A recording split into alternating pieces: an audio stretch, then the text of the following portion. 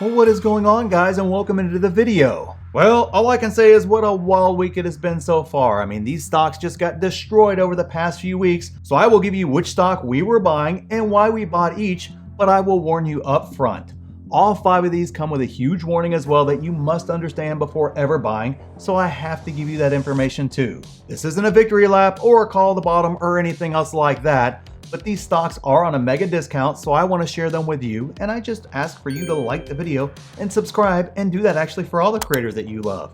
I mean, I'm sure you guys have seen the videos from the other big YouTubers saying everything is down on YouTube right now, and just doing those 2 things that are free to do helps out immensely to those creators that you love. And speaking of free, check this out just for you.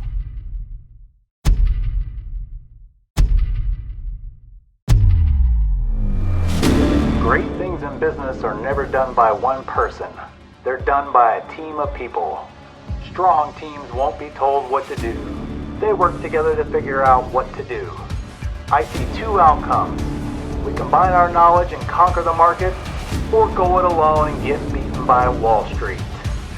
Or they can declare bankruptcy, real our company get a real home.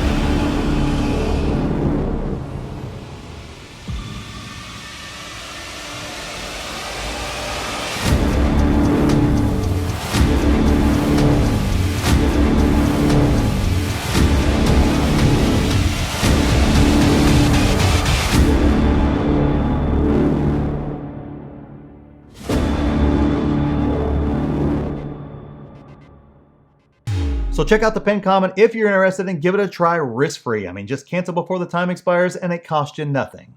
Now, we just received a preview of how fast the market can flip and the gains that can be made when the market does finally turn around, and it will turn around, guys. I'm not worried one bit, and that is why I've sent out over 100 buy alerts so far this year, and there will be many more to come, I'm sure. When the market is down like it is right now, I buy heavy because there are deals everywhere. And I have been involved in the market for every crash since the tech bubble, and times like right now are when fortunes are made.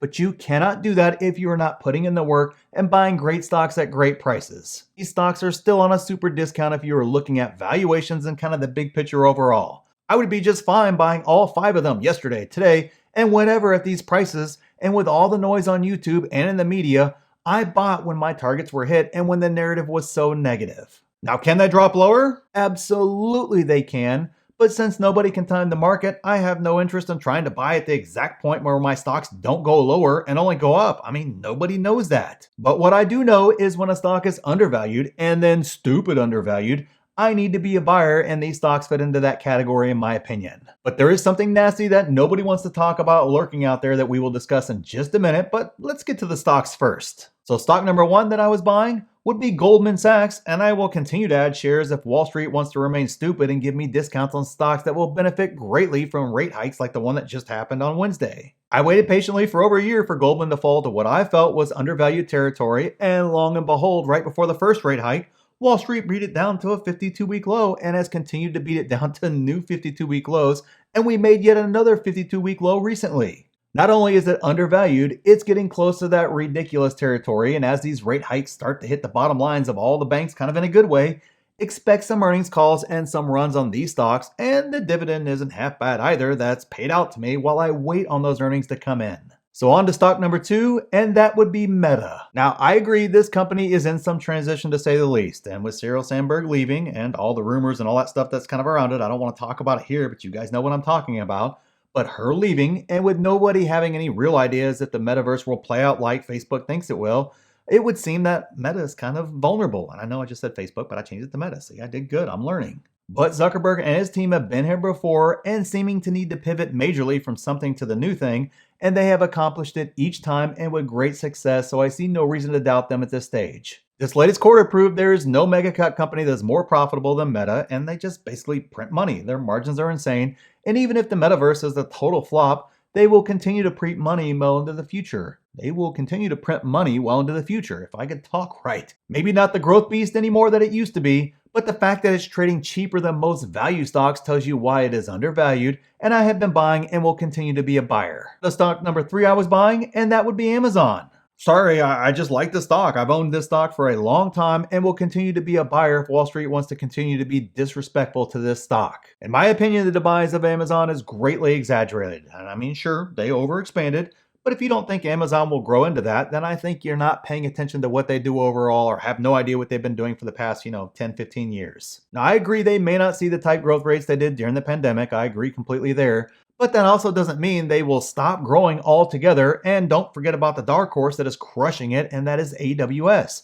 And that has by far way better margins than the retail side of things.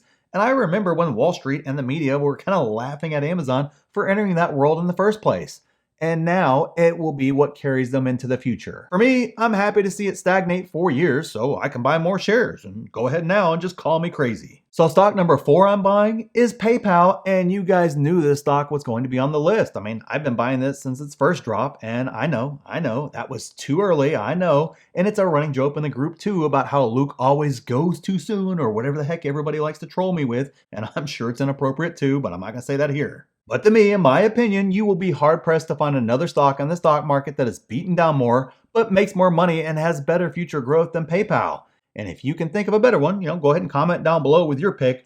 But I had a hard time thinking of another one. I'm sure there's one that exists, I'm sure, but I can't think of it, so go ahead and comment down below with what you think it is. Bottom line, it doesn't make any sense, but then again, neither does Wall Street right now, and this stock falling out of favor so far for so long has allowed me to amass a far bigger position than I wanted, and at a price that just a year ago was completely unthinkable. And on to my final stock, and that would be Airbnb. But I already hear you guys screaming, what about Palantir and NIO and Tesla and others? And I will get to them. Just hang tight, guys. I will get to them too. Bookings have already surpassed pre-pandemic levels this summer, and younger generations prefer something more than the traditional hotel experience. And I know I personally use them for business travel, as it's cheaper to rent a nice house than it is to buy 3 hotel rooms. And then you kind of have a kitchen, a living room, and other cool things to work and kind of unwind at the end of the day. We have stayed in some sweet houses and locations hotels just can't touch, and we actually save money too in the process. So at these prices, I'm happy to add shares. Now let me be very clear about this.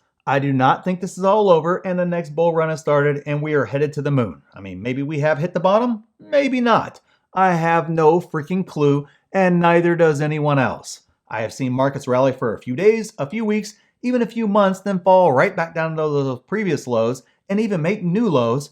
And I've also seen every other expert out there show you 83 charts and 75 data points that all said more pain was coming in March of 2009 when the market had actually bottomed right there at that time.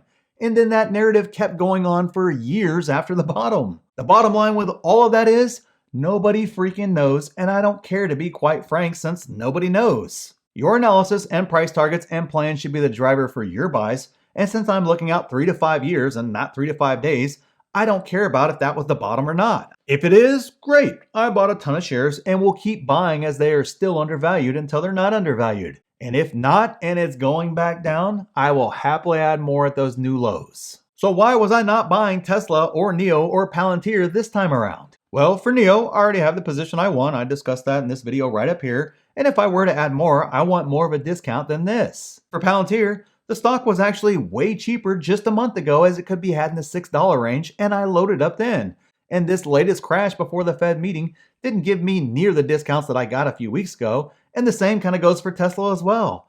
The prices were better a few weeks ago, and this perfectly illustrates why I buy the way that I do, and I ignore everything else.